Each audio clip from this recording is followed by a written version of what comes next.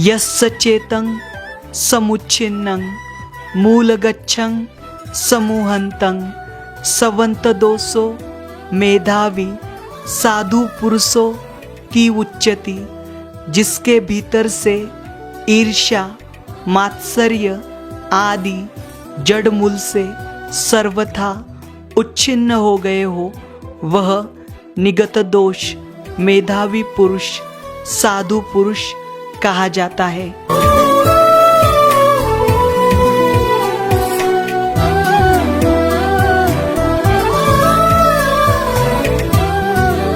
यह प्रकृति है, सबको आजमाती है।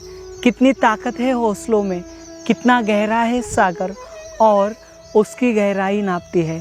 जय भीम, नमो बुद्धाय। स्वागत है आप सभी का आपके चहेते चैनल पर, जिसका नाम है बोधिसत्व।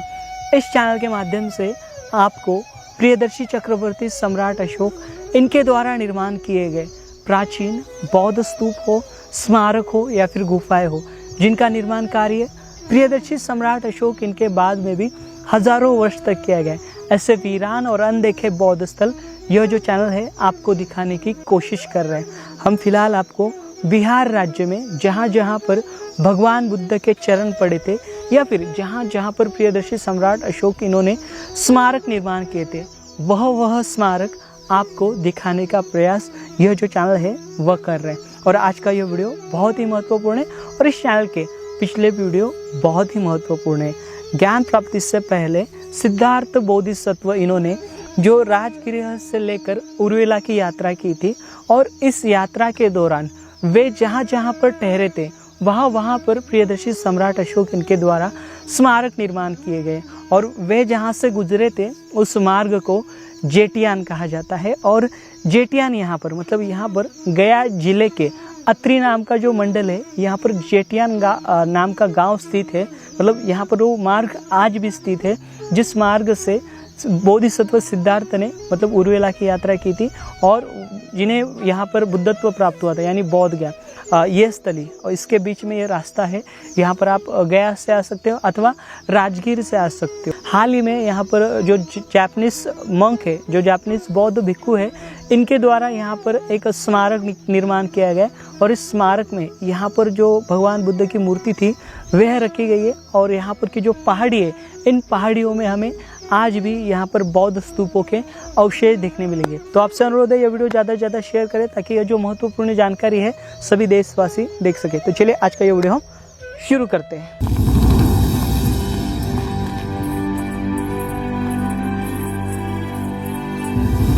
(1871) में सर अलेक्जेंडर कनिंघम इनके द्वारा जेटियान स्थली के पुरातत्व अवशेषों की खोज कर यष्टिवन के साथ जोड़ा गया था, जिसका जिक्र प्रसिद्ध चीनी यात्री वैनसंग ने अपनी यात्रा वर्णन में किया था।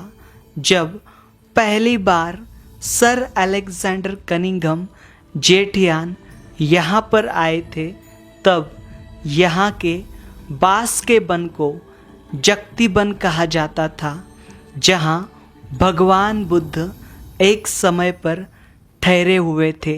साथ ही यहाँ से 5 किलोमीटर की दूरी पर तपोवन नाम से प्रसिद्ध स्थल है, जहाँ गर्म पानी का कुआं है। वहाँ कई सारे पुरातात्विक साक्ष्य पाए गए हैं।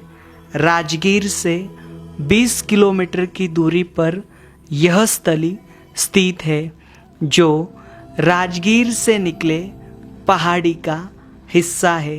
उसी के साथ इस स्थली से 12 किलोमीटर की दूरी पर माउंट मैन दशरथ मांझी इनकी स्थली है, जो इसी ऐतिहासिक पहाड़ी का हिस्सा है।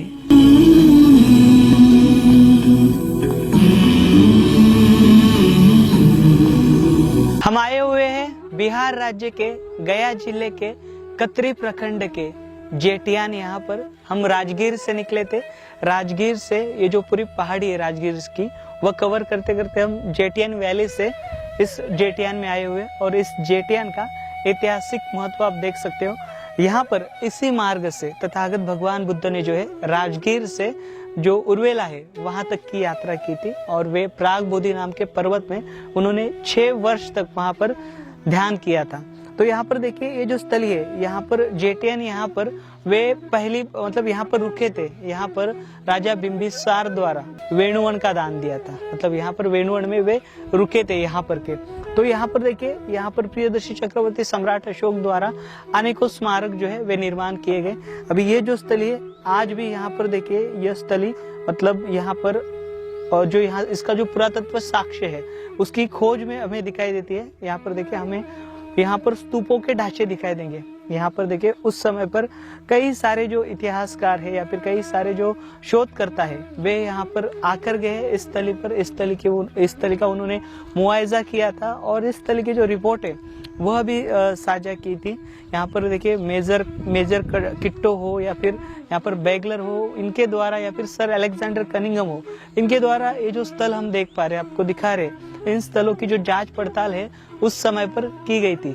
लेकिन उसके बाद यहाँ पर किसी भी प्रकार का जो कार्य है वह नहीं किया गया। देखिए ये जो जेटियन है, इस जेटियन के आप ये ऐतिहासिक सारे अवशेष देख पा रहे हो। यहाँ पर ये एक स्तूप है और स्तूप का ये जो मलबा आप देखिए, ये प्रियदर्शी चक्रवर्ती सम्राट अशोक इनके द्वारा बनाया गया स्तूप है, जिसका जिक्र वैनसंग ने अपनी यात्रा में किया था। यहाँ पर जो स्तूप बना था उसका देखिए, यहाँ पर स्तूप के अवशेष देख पा रहे हो और ये सारी की सारी ईंटें आप देख पा रहे हो, ये मौर्यकालीन ईंटें हैं। बड़ी बड़ी विशाल ईंटें आपको यहाँ पर दिखाई देगी। और ये देखिए जेटियन इस गांव में यहाँ पर ये जो स्तूप है, महाकाय स्तूप, अपने सुजातागढ़ का स्तूप देखा होगा कितना बड़ा वो स्तूप है, ठीक उसी प्रकार का अति विशाल जो स्तूप है वे यहाँ पर था। लेकिन यहाँ पर अभी सिर्फ इसके महज जो अवशेष है वे हमें दिखाई दे रहे हैं। देखिए यहाँ पर ईंटों का मलबा और इस स्तूप का घेरा देख रहे हैं आप। स्तूप में आप पूरा घेरा देखें, इस पूरे क्षेत्र में मतलब बड़ी संख्या में और बड़ी मात्रा में जो है यहाँ पर स्तूपों का जो निर्माण कार्य है वे किया गया था।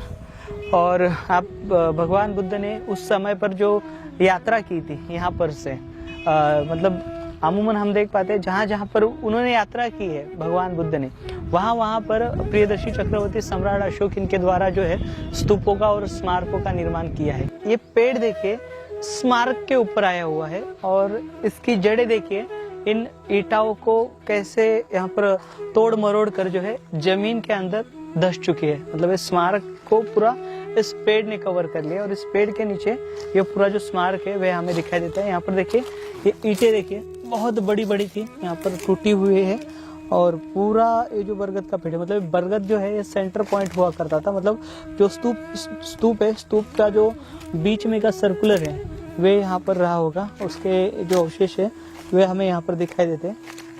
ये देखिए यहाँ पर आइए, यहाँ पर देखिए हमें ईंटों का जो बेसमेंट है वे दिखाई देता है पूरा। ये देखिए आइए यहाँ पर, ये देखिए ये ईंटें आप देख पा रहे हो, ये कितनी बड़ी ईंट है। और साथ ही साथ यहाँ पर देखिए ये अति विशाल ऐसी जो ईंट है वो दिखाई देती है। ईंट जो है ये मौर्यकालीन ईंट है, काफी बड़ी है। यहाँ पर ये आधुनिक स्मारक बनाया गया और इस आधुनिक स्मारक में यहाँ पर स्तूप जो है मूर्तियां है वे रखी गई और इस स्मारक का नाम है लॉर्ड बुद्धा मंडपा। ये all Kochi young Buddhist association member of Japan, मतलब जापान द्वारा ये यहाँ पर जो स्मारक है वे बनाया गया और यहाँ पर इन्होंने जानकारी भी दी है यष्टि वन का महत्व, ये विशिष्ट स्थल है। और इसके अनुसार देखिए यहाँ पर वेंसन के विवरण के अनुसार बांस के उन वनों में से अच्छा दिखता, मतलब यहाँ पर भी जैसे मैंने आपको बताया वेणुवन, यहाँ पर वेणुवन हुआ करता था। और यहाँ पर देखिए इसी यात्री के अनुसार सम्राट अशोक ने यहाँ पर स्तूप का निर्माण करा था, जिससे हमने आपको अभी अवशेष दिखाया। तथा बिंबिसार राजा ने नीचे उतरने हेतु सीढ़ियों का निर्माण कार्य किया गया था और पत्थर को यहाँ पर बिंबिसार राजा ने कटवाया था। ऐसी जानकारी जो है यहाँ पर दी जाती है। देखिए जैसे मैंने आपको जानकारी दी। और साथ ही साथ यहाँ पर ज्ञान प्राप्ति के बाद भगवान बुद्ध जो है 3 यहाँ पर वर्षावास के समय में 3 महीने यहाँ पर रह चुके हैं। इस प्रकार की जानकारी हमें मिलती है। आइए यहाँ पर क्या हम मूर्ति देखेंगे।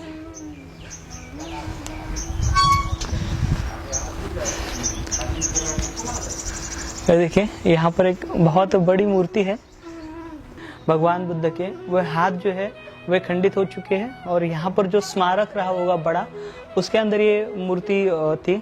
देखिए हमारे साथ इस गांव के स्थानीय के नाम आपका साहब? सत्येंद्र सिंह मेरा नाम है। हाँ? सत्येंद्र सिंह। ओके, ये जो मूर्ति है आपने पहले कब देखी थी यहाँ पर, मतलब कब से प्रतिष्ठापित की गई यहाँ पर? जब को हम स्थापित तो किया गया 2000 में। 2000 और कब देखी थी आपने इसको? जब से हम बचपन थे ना, याद है, उसी समय से देख रहे हैं। और पूर्वज लोग भी बता रहे हैं कि हम लोग को याद नहीं है कब से मूर्ति है। ये ऐसी कितनी मूर्तियाँ रही होगी बड़ी बड़ी? यहाँ पर तो यही है और हाई स्कूल में एक ऊपर में है। अच्छा, वो स्थापित किया हुआ। इस स्थान को आप पहले क्या मानते थे, मतलब यहाँ पर बुद्धिस्ट आने से पहले आप इस स्थान को? नहीं, इनको तो दूसरे भाषा शब्द में लोग बोलते थे कि दूसरा चीज है ये। कुछ लोग तेलिया बाबा, कुछ लोग कुछ कहते थे तेलिया बाबा। हाँ, लेकिन जब बौद्धिस्ट लोग आए जापान से ना, तो ये तो भगवान बुद्ध का है। और इसको बनाने के लिए उन लोग कुछ अपना फंड देना शुरू कर दिए। तो कुछ पहले तो शुरू में ही कम दे रहे थे पैसा कि उतना से कुछ होता नहीं। तो यहाँ के मुखिया जी हैं पुराने साधु शरण सिंह, वो कहीं इनकी नहीं बनाना है तो ढंग से बना दीजिए इसको। तो दूसरे 2 साल के बाद आए उन लोग, तो एक योजना लेकर के आए, तो जिसमें से ये बना जापान के द्वारा। ऑल कोचियांग बुद्धिस्ट एसोसिएशन एक संस्था है वहाँ का, तो वही बनाया। अनोखा चौधरी उसका सेक्रेटरी है। और उनके सहयोगी कुछ लोग थे साथ में, तो वही बनवाए। हम यहाँ रह करके काम करवाते थे। अभी तो गांव वालों को सब जानकारी होगी, सब जानकारी है गांव वालों को, खास करके कमेटी के मेंबर जो थे उन लोग को सब जानकारी है। सब जानकारी है ना, इसे ऐतिहासिक? हाँ, सब कुछ जानकारी है। ओके। और उसी समय से हमको दे दिया गया था देख रेख के लिए। आज तक हम माने 23 वर्ष से यहाँ देख रेख कर रहे हैं, साफ सफाई यही। और ऐसे तो विकास तो होता है तो कमेटी में पैसा आता है, काम करवाते हैं हम, उन लोग खर्चा करते हैं। जी। इसी तरह से चल रहा है अभी तक काम। बहुत बढ़िया, बहुत बहुत आभार। देखिए इस प्रतिमा को देखिए, इस प्रतिमा में आपको अवस्था में भगवान बुद्ध दिखाई देते हैं मेन। और उनका फेस जो है, फेस थोड़ा सा ब्लर हुआ है क्योंकि बहुत काफी समय हो गया, घिस गया है। और दोनों साइड में आप भूभूमि स्पर्श मुद्राएं देख पा रहे हो, उनका भी सर खंडित है। और साथ में साथ यहाँ पर 2 उपासक हमें दिखाई देते हैं, उनके भी हाथ पैर जो है या फिर मुंह जो है वह खंडित हुआ है। और आसन देखिए, भगवान बुद्ध जिस आसन पे बैठे हैं वह सिंहासन है। इसके दोनों कोने पर आप यहाँ पर सिंह देख पा रहे हो। और निचले हिस्से में यहाँ पर जो उपासक है भगवान बुद्ध की आराधना कर रहे, उनसे याचना कर रहे। देखिए 2 फीमेल है, वो याचना कर रहे। और साथ ही साथ उनके इर्द गिर्द आप लेक देख पा रहे हो। और साथ ही साथ एक फूल का जो फूल का पदम के ऊपर भगवान बुद्ध ने पैर रखे हुए, और नीचे उसकी आप शाखाएं देख पा रहे हो। और उसकी कलाकृति जो है वे आपको यहाँ पर इस मूर्ति में है, मूर्ति में दिखाई देती है। और उसके आगे भी देखिए, इस मूर्ति के पीछे यहाँ पर और भी अन्य प्रतिमाएं हैं। जैसे कि यहाँ पर देखिए एक भूभूमि स्पर्श मुद्रा में यहाँ पर भगवान बुद्ध की खंडित जो मूर्ति है वे हमें दिखाई देती है। और इसके बगल में देखिए यहाँ पर ये एक मूर्ति बहुत ही शानदार है, लेकिन इस मूर्ति पर किसी भी प्रकार का लेख नहीं है। और ये मूर्ति जो है काफ़ी डैमेज हुई है। और ये मूर्ति मतलब यहाँ पर मैं इनसे बात की, स्थानिक से, यहाँ के जो स्थानिक है इनसे, तो इन्होंने कहा कि ये जो मूर्ति है यह अंगुलीमाल जैसी प्रतीत होती है। क्योंकि यहाँ पर देखिए आप, हथियार लगा हुआ है इनकी कमर पर, ये तलवार लगी हुई है। और यहाँ पर इनका पैर मोड़े हुए बैठे हैं। लेकिन ये जो मूर्ति है यह पूरी तरीके से अभी फिलहाल खंडित अवस्था में दिखाई देती है। और दूसरा यहाँ पर आप ये ओटिव स्तूप देख पा रहे हो।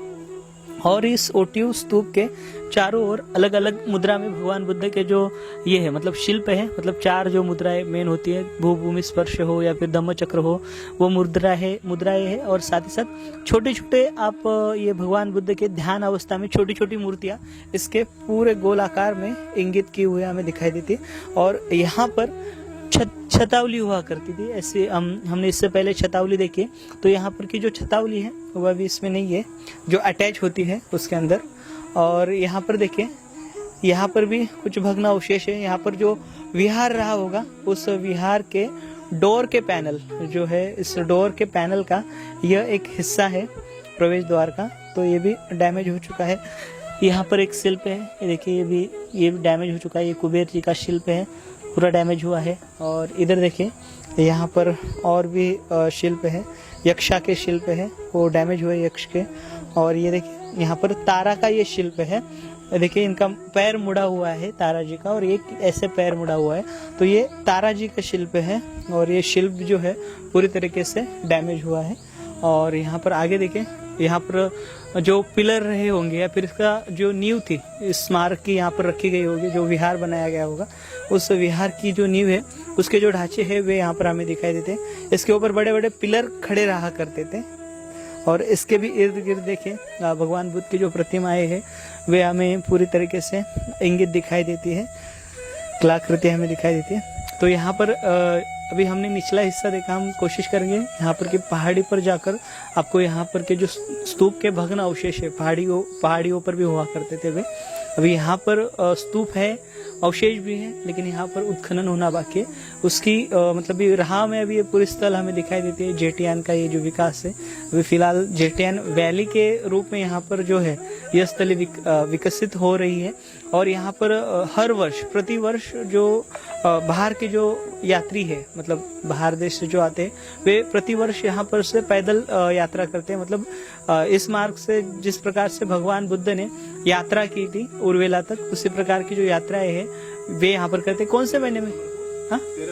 13 दिसंबर को वे यात्रा चलती है, पैदल यात्रा चलती है। सारे जो भिक्खु है यहाँ से, अच्छा यहाँ के ग्रामीण लोग भी जाते हैं, ग्रामीण लोग भी यहाँ पर पैदल यात्रा करते हैं। जी हाँ, तो मतलब जो प्राचीन परंपरा है उसको आगे लेके जाने का जो काम है स्थानिक हो या फिर बौद्ध भिक्खु इनके द्वारा किया जा रहा है।